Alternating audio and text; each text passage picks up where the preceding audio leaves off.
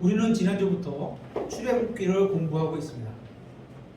지난 시간에는 출애굽기라는 책의 이름, 그래서 이집트 탈출기 이름, 또 기록자 모세, 또 주요 내용, 그 다음에 핵심 절, 핵심 단어, 그리고 율법과 구원 이런 걸 받고, 또 나머지 시간에 1장부터 19장까지를 각 장의 내용을 아주 간략하게 살펴봤습니다. 오늘은 나머지 20장부터 40장까지 각 장의 내용을 살펴보도록 하겠습니다. 20장에는 하나님이 주신 율법의 기초를 이루는 10계명이 나옵니다. 10계명을 우리로 치면 대한민국 헌법의 전문과 같습니다. 헌법이 있기 전에 그 전문의 요약이 있어요. 어떤 목적으로 어떻게 됐다 이런 비슷하다고 볼 수 있습니다. 이 10계명은 두 부분으로 이루어졌는데, 앞에 4계명은 하나님과 인간의 관계를 다루고 있고, 뒤에 6계명은 인간과 인간의 관계를 다루고 있습니다. 그러니까 인간은 먼저 하나님 앞에 바로 서야 한다는 겁니다. 그래서 하나님과의 계명을 먼저 나온 겁니다. 이처럼 모든 관계는 하나님과의 관계에서부터 출발하게 됩니다.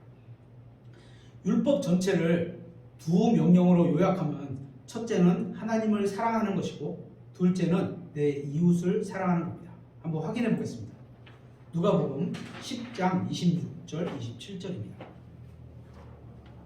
누가복음 10장 26절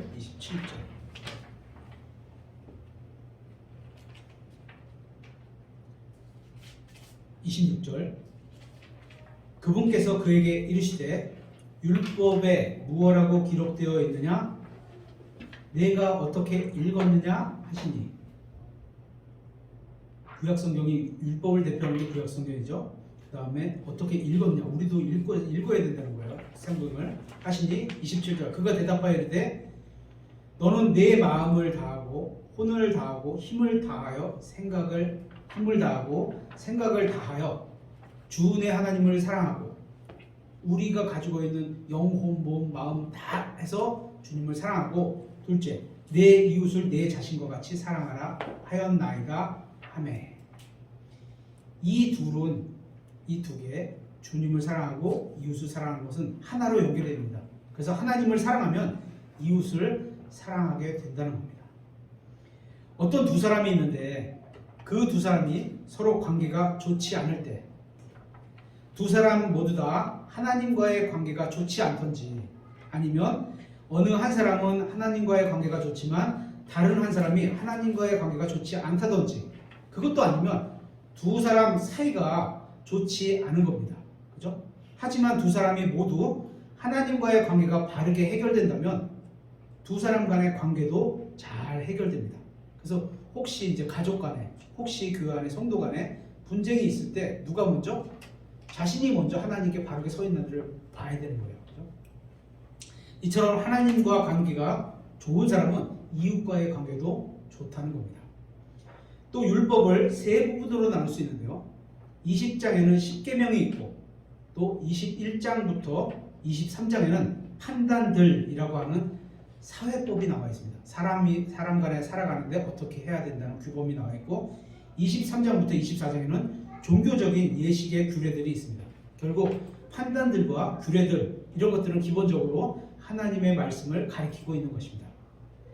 율법에 대해서 한번 생각해 봤습니다. 우리나라 형법에 다른 사람을 죽이지 말라, 도둑질하지 말라 이렇게 되어 있습니다. 그래서 제가 도둑질을 안 하고 사람을 죽이지 않는다고 해서 국가가 저에게 칭찬을 해주나요? 그런 칭찬은 없습니다. 이처럼 법이라는 것은 다 지킨다고 해서 칭찬을 받는 게 아니라, 하나라도 어기면 그때 처벌하려고 있는 겁니다. 이게 법의 성격입니다. 법의 성격이 이렇게 되어 있는 겁니다. 이런 내용을 모르니까 어떤 분들은 율법을 잘 지키면 구원받을 수 있지 않을까라고 생각하는 겁니다. 그런데 법은 그런 게 아닙니다. 법을 잘 지킨다고 구원해 주시는 게 아니라, 법이 있는 목적은 처벌하기 위해서 있는 겁니다. 이처럼 율법은 그 자체로는 의롭고 거룩한 것입니다. 법은 훌륭한 겁니다. 법은 나쁘지 않은 겁니다. 대부분 국가의 법은 누군가 나쁜 짓을 하면 처벌을 해서 사회를 평안하게 유지하려는 좋은 목적으로 만들어진 훌륭한 법들입니다. 하지만 율법은 사람을 구원하는 능력이 없습니다. 율법 자체로는 의롭고 거룩하지만 거기에는 사람을 구원하는 능력이 없습니다. 율법은 인간이 하나님 앞에서 과거에도 죄인이었고 현재도 죄인이라는 사실을 보여주기 위해서 주어진 겁니다. 하나님의 기준이 이렇다는 걸 보여주기 위해서 주셨고 하나님의 의롭고 거룩한 기준이 이런 거다라는 걸 보여주기 위해서 율법을 주신 겁니다. 사람은 율법을 다 지키지 못합니다. 그래서 사람은 하나님 앞에서 모두가 죄인이란 걸 보여주기 위해서 율법을 주셨다는 겁니다. 율법을 주신 또 다른 목적은 평화를 주기 위해서입니다. 사회가 법을 잘 지키면 모든 사람이 법을 잘 지키면 평화롭게 되겠죠. 이런 걸 위해서 주셨는데 사람은 그걸 다 지키지 못했습니다. 그래서 사람이 스스로 평화를 깬 겁니다. 사람이 스스로 자신의 평화를 깨고 죄를 지었다는 걸 보여주기 위해서 율법을 주신 거지 구원을 주시기 위해서 주신 것이 아니라는 겁니다. 법의 성격이 이렇다는 겁니다. 그리고 출애굽기 21장부터 24장은 주로 율법이 기록되어 있습니다. 율법 아래에 있지 않고 그리스도 안에 있는 사람은 평안한 마음으로 이 법을 읽을 수 있습니다. 왜냐하면 신약 성도인 우리는 여기에 기록된 내용을 실행하지 않아도 되기 때문입니다. 그리스도인들은 율법을 지키지 않아도 되기 때문입니다. 본문은 율법 아래에 있는 이스라엘에게 주신 말씀입니다. 21장에는 주인과 종에 관해서 다루고 있습니다. 율법은 분명하게 다른 사람을 죽게 한 자는 사형에 처해야 한다고 말씀하고 있습니다. 이와 같은 율법을 통해서 하나님의 마음을 엿볼 수 있습니다. 하나님은 억울한 자의 울부짖음을 들으시고, 그렇죠? 우리도 억울한 때를 당할 때가 있잖아요, 그렇죠? 또 억압받는 자의 고통을 아시고, 또 그들을 위해 복수해 주시는 분입니다. 또한 주님은 마술하는 자들을 죽이라고 분명히 말씀하셨습니다. 그렇죠?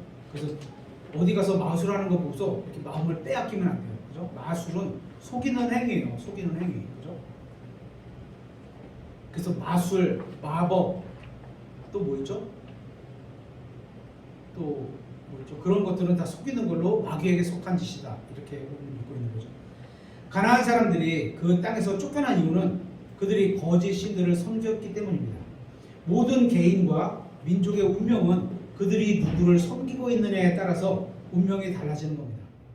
참된 하나님을 섬기면 그 사람 앞에는 생명이 놓여 있을 거고, 또 거짓 신들을 섬기는 사람 앞에는 저주와 멸망이 놓여 있게 되는 겁니다. 이와 같은 내용을 통해서 우리가 알 수 있는 사실은 우상 숭배는 언제나 하나님의 심판을 불러온다는 겁니다. 출애굽기 25장부터 27장에는 성막을 건축하는 내용에 관해서 말씀하고 있습니다.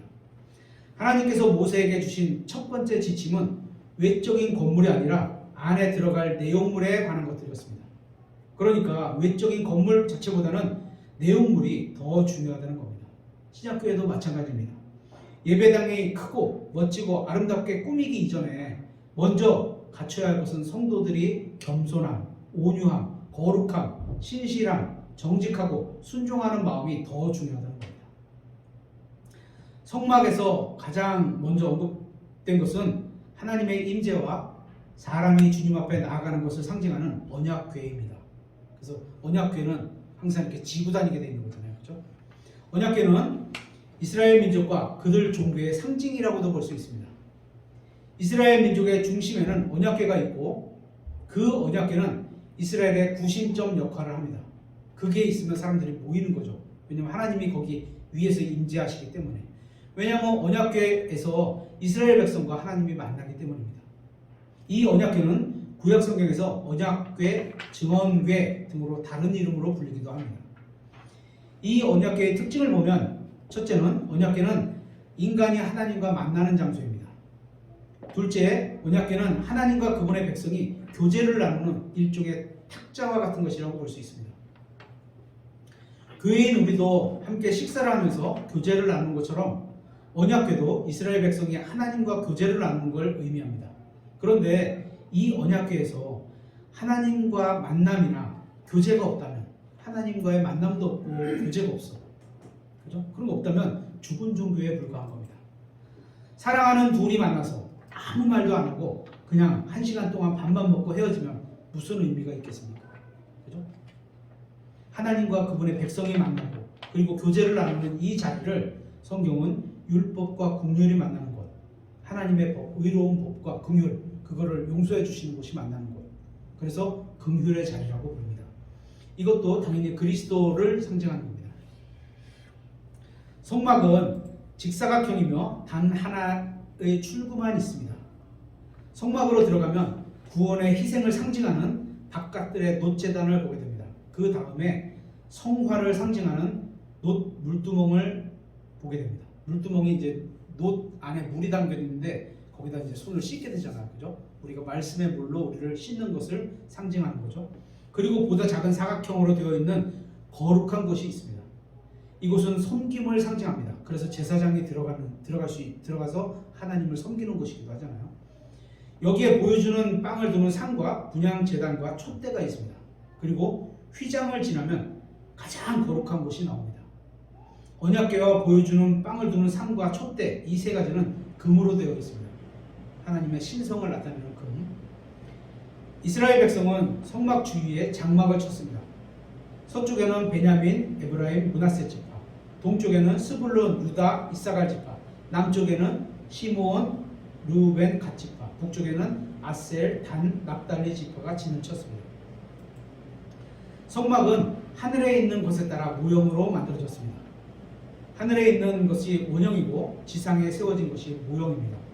이것은 역대기상 28장에 나오는 솔로몬 성전도 마찬가지입니다. 솔로몬 성전도 하늘에 있는 모형으로 만들어진 거예요. 성막의 색깔은 십자가를 상징합니다. 청색은 하늘을, 자주색은 왕을, 주홍색은 피를, 흰색은 깨끗함과 의로움을 상징합니다. 그래서 하늘의 왕께서 우리를 깨끗하게 하시기 위해서 피 흘려주셨음을 상징한다고 볼 수 있습니다. 28장부터 29장은 제사장에 관한 말씀입니다. 그들의 옷에 관해서 8가지가 나오는데 관, 흉패, 에봇, 겉옷, 속옷, 관, 허리띠, 관이 2개 썼네요. 허리띠, 거룩한 의복들 이렇게 나오고, 이러한 제사장 의복의 목적은 제사장을 거룩하게 하기 위해서입니다. 왜냐하면 하나님은 거룩하시기 때문에 거룩하지 않은 사람이 들어오면 어떻게 돼요? 죽는 거예요. 그렇죠? 그래서 그가 들어오기 전에 의복으로 거룩하게 차려입고, 그렇죠?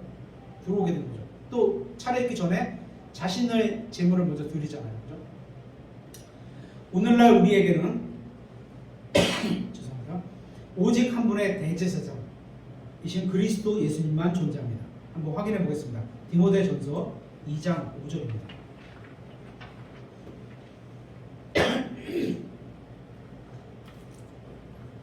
디모데전서 2장 5절. 이는 한 하나님이 계시고 하나님과 사람들 사이에 한 중재자, 곧 사람이신 그리스도 예수님이 계시기 때문이라. 구원받은 모든 사람들은 왕가의 제사장입니다.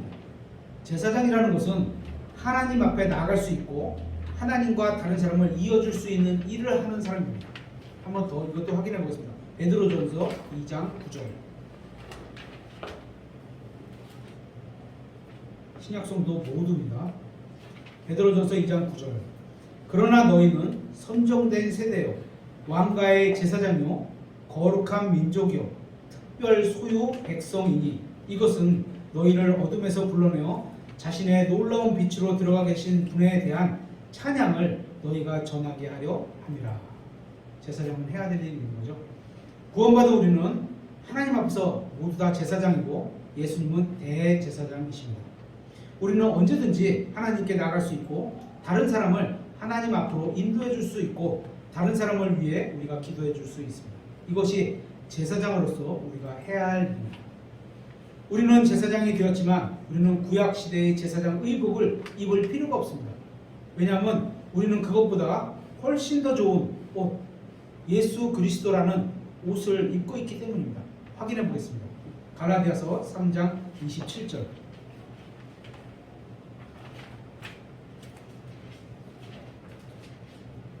갈라디아서 3장 27절. 너희 중에서 그리스도 안으로 침례를 받은 자는, 예수님을 믿고 주님으로 받아들여서 구원받은 사람은 예수 그리스도 안에 침례를 받은 사람이죠. 구원받은 사람은 이런 얘기예요. 너희 중에 그리스도 안으로 침례를 받은 자는 다 예외가 없습니다. 예수님을 믿고 거듭난 사람은 누구나 다 그리스도로 옷 입었느니라.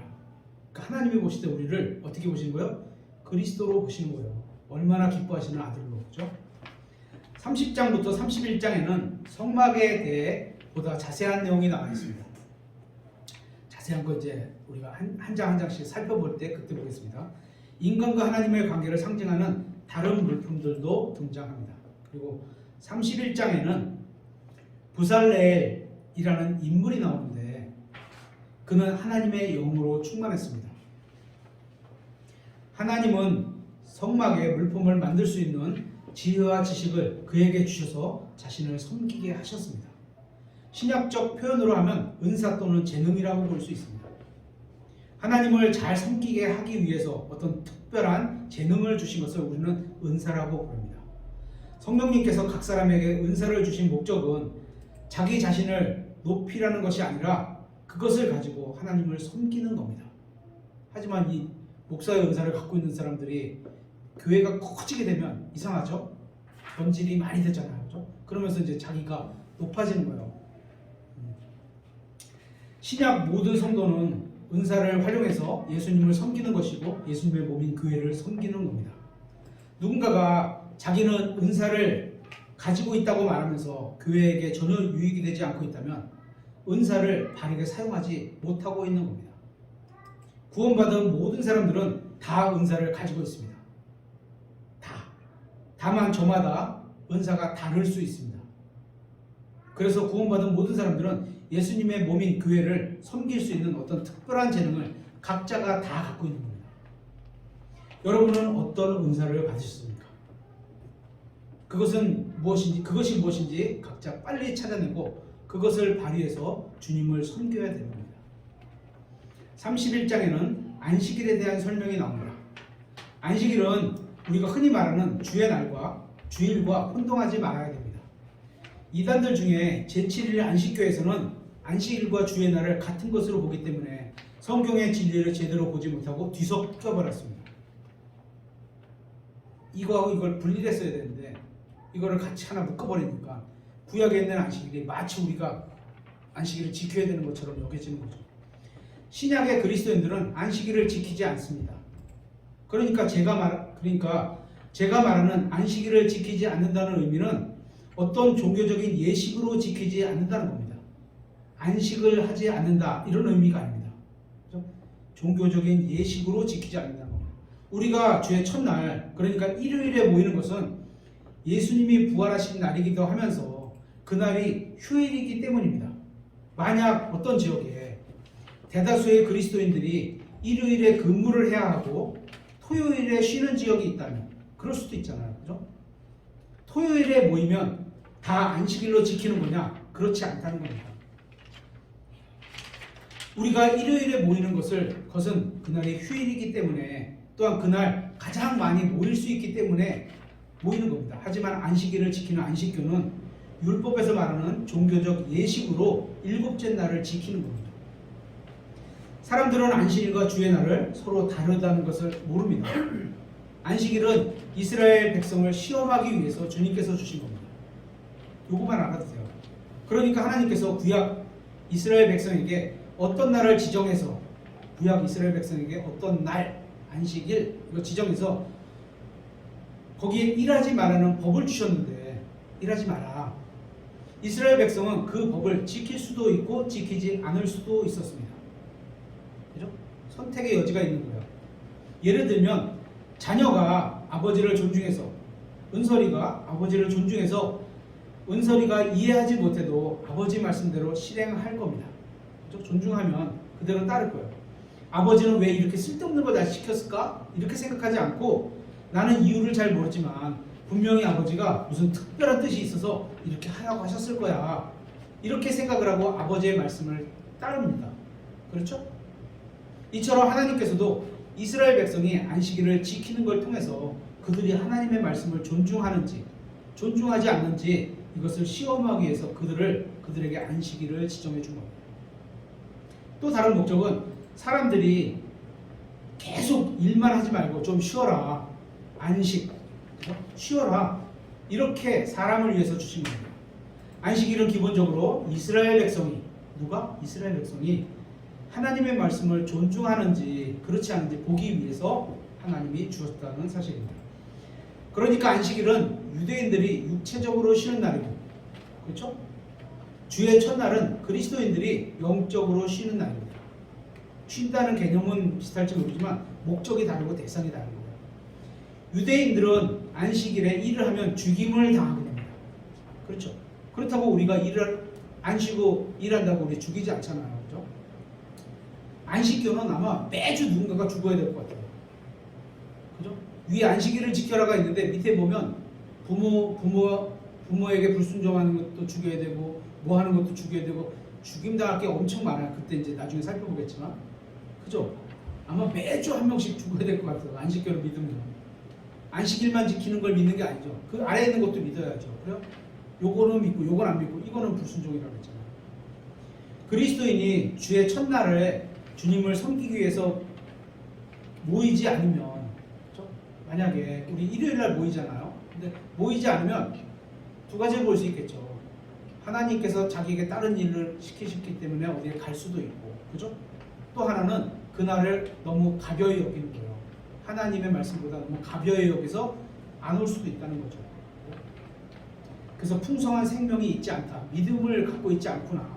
있어도 작은 믿음이구나. 이런 증거로 보게 되는 거예요. 유대인들은 안식일에 자신의 거처에 거하라는 명령을 받았습니다. 집에서 나오면 안 돼요. 그죠? 불펴도 안 돼요. 그죠? 그럼 집에 가서 이렇게 가스레인지 켜서 식사를 해도 안 되는 거예요. 이게 뭐죠? 배달시켜서 먹어야 돼요. 그죠? 그리스도인들은 주의 첫날에 다른 성도들과 함께 모이라고 명령을 받았습니다. 일요일날. 이처럼 주의 첫날과 안식일은 하나님께서 말씀을 주신 대상이 서로 다른 겁니다. 그렇죠? 32장부터 34장에는 금송아지 사건이 나옵니다. 이것은 마지막 때 배교한 교회의 모습과도 비교할 수 있다고 생각합니다. 이스라엘 백성은 인도자 모세가 사라지자 시험에 무너져 버렸습니다. 교회는 예수님과 그분의 말씀을 떠나게 되면 무너지게 되는 겁니다. 이스라엘 백성은 주님을 위한 명절을 지킨다고 하면서, 그죠? 하나님을 위해서 한다고 하면서 금송아지를 숭배하고 또 먹고 마시고 뛰놀았는데, 이런 모습은 전형적으로 계시록 7교회의 마지막 번째 나오는 라우디게아 교회의 모습, 나는 부자라 하는 모습을 보여주는 것 같습니다. 그들에게는 금송아지를 만들 정도로 금이 있었습니다. 이 금 어디서 났어요? 어디서 났어요? 거저 얻었어요. 그죠? 나오면서 그들의 주인에게 빌려오는 거였는데 거의 빼앗듯이 해서 그냥 거저 나왔어요. 그죠? 하나님께서 빌려오라 그래서 빌려줘서 받아왔으면 하나님께서는 이스라엘 백성을 선하게 됐으니까 이들도 선하게 되실 텐데 거의 이제 이스라엘 백성이 빌려오듯 빼앗아 갖고 왔어요. 그죠? 좋지 않은 거죠, 그거는. 어쨌거나 하나님에 의해서 거저 생긴 거예요. 공짜로. 그죠? 근데 그들에게 송아지를 만들 정도로 금이 있었어요. 얼마나 금이 많았으면, 그죠? 돈은 가지고 있는 거예요. 많은 재물을 가지고 있었던 겁니다. 개신교가 강한 우리나라의 경우 약 90% 이상의 교회들이 사실상 재정으로 어려움을 겪고 있습니다. 저희도 잘 입은 안 된 거예요. 그죠? 하지만 그러면서 대부분이 물질적으로 어려움을 겪고 있습니다. 우리는 어려움을 겪지는 않아요. 거기 만족해서 우리는 생활하고 있기 때문에. 그죠? 하지만 10% 정도의 교회들은 물질적으로 여유가 있다고 합니다. 이런 면에서 금송아지 사건은 영적으로 대형적인 교회의 모습, 현대의 배교한 교회들의 영적인 모습과도 너무도 닮아 보입니다.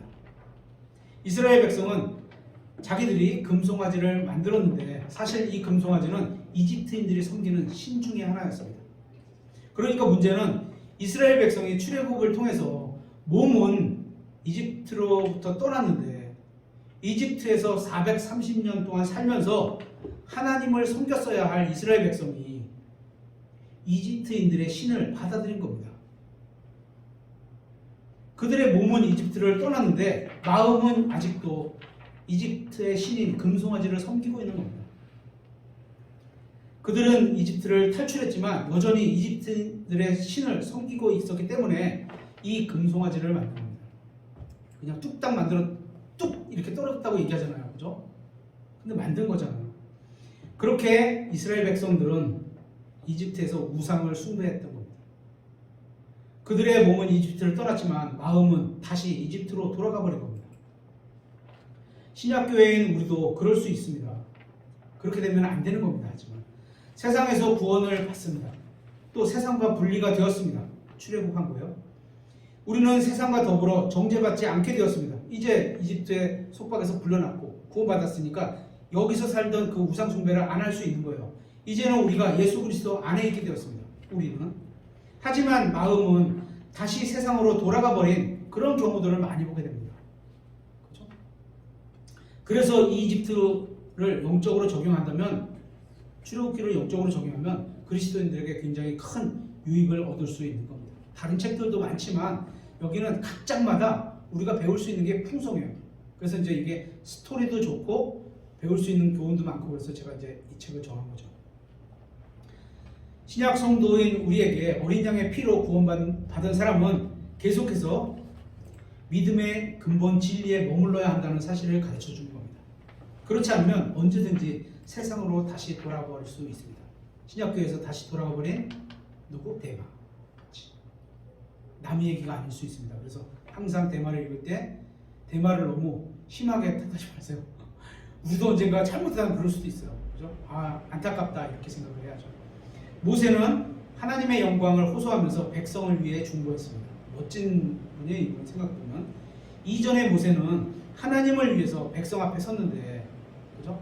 하나님의 뜻을 성취하시기 위해서 백성 앞에서 서서 데리고 나오는데, 이제는 백성을 위해서, 죄 지은 백성을 위해서 하나님 앞에 서게 되었습니다.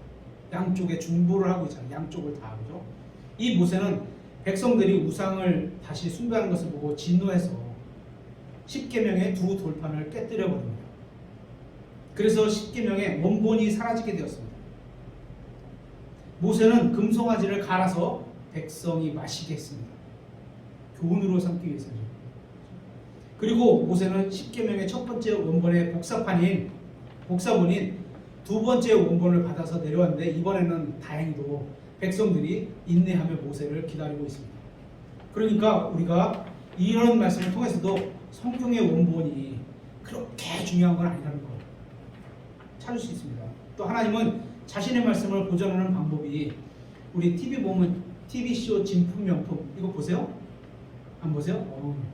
거기에 보면 그 옛날에 원품을 갖다 놓고 얼마냐 따지고 얼마나 귀하냐 이런 걸 따지는데, 원본을 잘 보존하시는 그런 방법이 아니라 똑같은 내용의 복사본을 통해서, 그죠?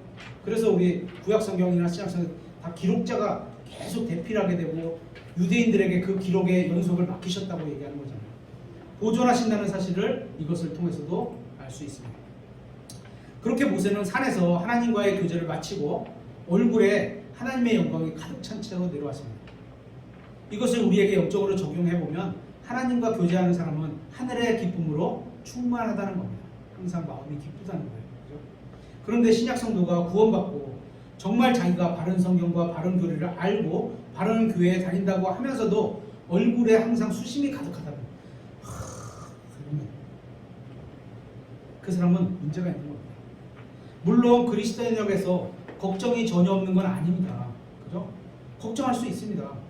하지만 이 세상에 사는 동안 이 세상 사람들처럼, 소망이 없는 사람들처럼 그렇게 걱정할 필요는 없다는 겁니다. 3장과 34장은 예언들로 가득 차 있습니다. 성육신에 관한 예언, 출애굽기, 그죠? 성육신, 예수님께서, 하나님께서 육체로 나타나신 것, 성육신, 지상사역, 하나님께서, 예수님이 지상사역, 하나님의 성품, 하나님의 아들, 하나님의 이름, 또 제자들의 성별, 우리가 살아가는데 섬김, 또 은혜 안에서 자라가는 것, 그게 다 신약교회에 있을 만한 내용이 출애굽기 33장, 34장에도 나타나 있습니다. 이런 거룩한 것들을 상징적으로 보여주고 있는 겁니다. 이제 출애굽기 마지막 부분인 35장부터 40장에는 성막이 완성됩니다. 자원하는 마음을 가진 사람이 자원해서 주님을 섬깁니다. 이것이 핵심입니다. 그래서 저희 교회도 2달마다 한 번씩 섬기게 되는 그런 교회의 일을 하겠다, 자신이 이걸로 섬기겠다 하고 뒤에서 이제 스스로 이름을 쓰시잖아요, 그죠? 그럼 마찬가지죠. 우리가 주님을 섬기지 않는다고 해서 주님께서 우리를 미워하시는 게 아닙니다. 어떤 교회에서는 이렇게 가요. 니네 주님을 섬기지 않으면, 성도들이, 여러분들이 주님을 섬기지 않으면 주님이 미워하십니다, 이렇게 얘기를 해요. 하지만 우리가 자원하는 마음으로 주님을 섬긴다면 주님께서 기뻐하신다는 것은 사실입니다. 한번 생각해 볼게요. 우리 자녀가 집에서 부모님께 잘하지 않는다고 해서 그 부모의 마음이 자녀를 미워할까요? 그런데 어떤 자녀가 자원하는 마음으로 부모에게 잘한다면, 시온이가 아니면 우리 은설이가 자원해서, 진짜 좋은 마음으로 자원해서 스스로 원해서 부모에게 잘한다면 그 부모의 마음은 굉장히 기쁠 겁니다.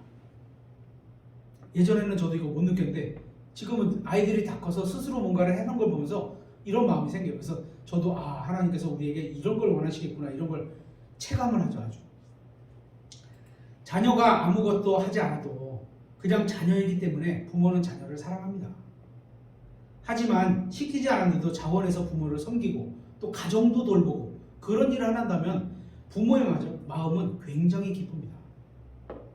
35장에는 마음에 감동한 사람들이 나옵니다. 또 가르칠 수 있는 능력을 마음속에 받은 사람들이 나옵니다. 그래서 이들은 자유의지가 뭐죠? 자신이 원해서 주님을 섬기는 겁니다. 주님을 위해 일을 하게 됩니다. 이들이 주님의 일을 하기에 적당한 사람들입니다. 이들의 마음은 주님을 섬기기 위해서 불타올랐습니다. 한번 찾아볼게요. 출애굽기 35장 4절부터입니다. 여기에는 주님과 함께 일하는 조건이 나옵니다. 한번 확인해 볼게요. 출애굽기 35장 4절.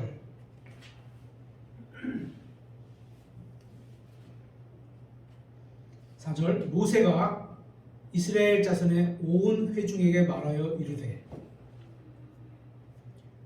말씀을 받는 대상이 딱 나오죠, 그죠? 모세가 신약교회 성도들에게 이르되, 이렇게 하지 않았어요, 그죠? 대상이 딱 이스라엘 자손이라는 게 명확하게 나왔어요. 이거는 거기서만 해야 되는 거예요. 우리는 이거를 통해서 교훈을 얻으면 되는 거예요. 이르되 주께서 명령하신 것이 이러하니라. 이르시기를 5절. 너희는 너희 가운데서 주에게 드릴 헌물을 취하라. 억지로 취하는 게 아닙니다. 그죠? 취하라. 여기까지만 하면 막 그냥 돈을 뺏어도 될 것 같은데 그렇지가 않아요. 누구든지요. 그죠? 누구든지 마음에서 자원하는 자는 500원을 드리건 10,000원을 드리건 자원하는 자는 주의 헌물을 가져올지니, 주의 헌물이 누구 거야? 주님 거예요. 주님이 우리에게 주신 걸 갖고 가는 거예요, 다시. 그렇죠? 주님이 우리에게 주시지 않은 걸 가져가는 게 아니에요. 너네 대출받아서 갖고 와라, 이런 거 없습니다. 그죠? 저도 아직 잘 깊이 생각해보지 않았는데 어떤 교회들이 지금 이제 어떤 교회가 있고 또 저희 가족 중에 어떤 분이 다니는 어떤 교회가 이제 예배당이 두 교회가 이제 합쳐지나 봐요. 그런데 이 이제 커지는 이 덩치가 커지는 이 건물과 교회가 되다 보니까 이쪽 교회에서 들어가면서 좀 갚아야 될 걸 여기서 갚고 들어가는 격인가 봐요. 그래서 이쪽 성도들이 각자 몇 명이서 각자 신용대출을 받아서 얼마를 마련해서 들어가는 거예요. 그리고 그 돈은 교회가 차츰 갚기로 하고 그렇게 들어가는 것 같아요. 그러니까 전체적인 모양새는 괜찮은 것 같기는 한데, 모양새는 좋은데 이게 이제 진짜 끝까지 잘 이루어지지 않으면 돈 때문에 이제 교회가 어그러지고 막 이런 상황이 될 수 있잖아요, 그죠?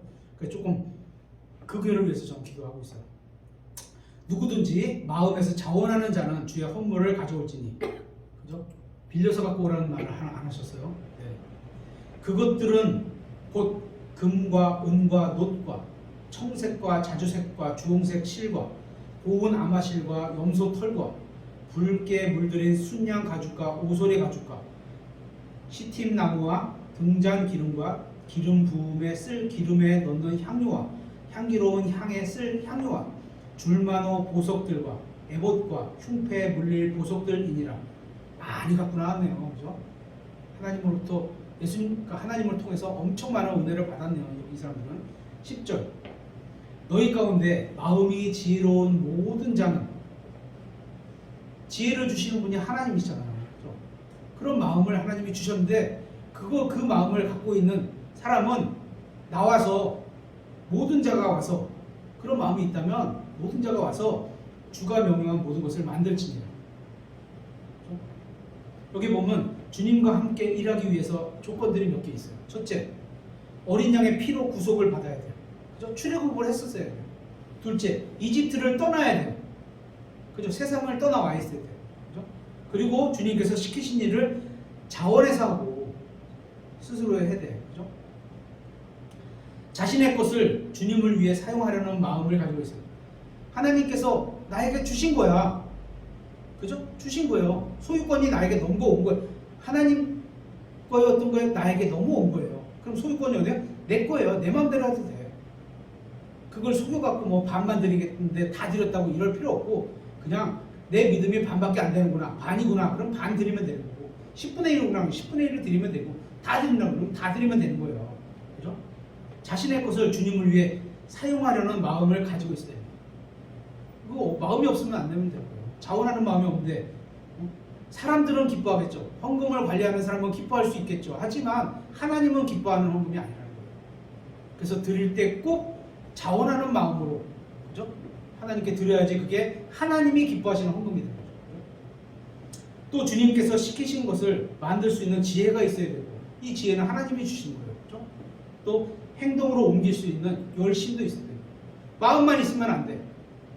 하나님이 나에게 뭔가를 주셨으면 하려고 해야 돼요. 마음만 있으면 안 돼. 행동까지가 있어야 되는 거예요. 사람들은 성막에 필요한 것보다 더 많이 가져왔습니다. 이럴 때 할렐루야. 주님을 섬기는 너무나도 아름다운 모습입니다. 사람들은 주님께서 시키신 대로 순종해서 일을 했고, 그래서 성막이 완성되었습니다. 이제 모든 사람이 성막 뜰에 들어갈 수 있었습니다. 완성이 됐기 때문에 들어간 거죠. 거룩한 곳에는 제사장만 들어갈 수 있었고, 가장 거룩한 곳에는 대제사장만 들어갈 수 있었습니다. 우리는 예수 그리스도께서 이루신 일을 통해서 가장 거룩한 곳에 들어가서 하나님과 교제를 나눌 수 있는 특권을 받았습니다. 아버지인데 못 만나러 갈 이유가 없는 거죠. 하지만 가기 전에 죄가 있으면 안 되니까 죄를 회개하고 고백하고 용서받고 가는 거예요. 그렇죠? 그것은 대단히 큰 복입니다. 만나러 간다는 자체가. 우리가 이런 특권을 누리면서 살아가야 합니다. 우리가 두 번에 걸쳐 살펴본 내용들은 출애굽기 마무리입니다. 우리가 개요 마무리입니다. 개요 마무리. 우리가 두 번에 걸쳐 살펴본 내용들은 출애굽기가 가르쳐주는 중요한 진리라고 볼 수 있습니다. 출애굽기는 이스라엘이 노예로 살던 땅에서 또 약속의 땅으로 여행하는 모습을 보여줍니다. 이 책은 단순히 우화나 신화가 아닌 역사적인 사실을 다루면서 동시에 신약 그리스도인들에게, 우리에게 실제적인 영적 교훈을 주고 있습니다. 더욱이 출애굽기에서 관심 갖고 봐야 될 것은 하나님께서 직접 말씀하시는 장면들이 굉장히 많이 나온다는 겁니다. 굉장히 많이. 그렇죠? 다음 시간에는 출애굽기 1장을 공부하도록 하겠습니다. 마치도록 하겠습니다.